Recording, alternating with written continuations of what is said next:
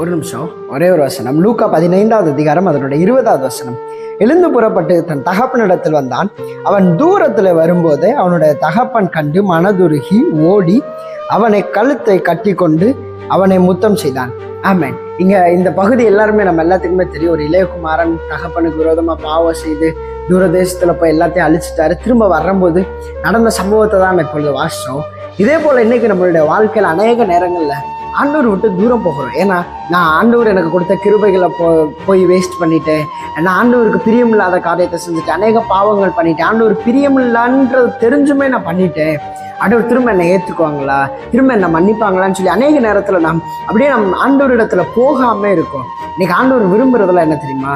நீ என்கிட்ட வா, நான் உனக்காக வெயிட் பண்ணிட்டே இருக்கேன். இந்த தகப்பன் பார்த்தீங்க அப்படின்னா அவர் காத்து கொண்டு இருந்தார். யாரை தூரத்துல பார்த்ததே நம்மளால அடையாளம் கண்டுபிடிக்க முடியும்னா, யாருக்காக வெயிட் பண்றோமோ அவங்கள மட்டும்தான் தூரத்துல பார்த்ததையும் கண்டுபிடிக்க முடியும். அதே போல இன்னைக்கு ஏசப்பா உங்களுக்காக வெயிட் பண்ணிட்டு இருக்காங்க. தயங்காம அவங்க இடத்துல போங்க. தேங்க்யூ. God bless you.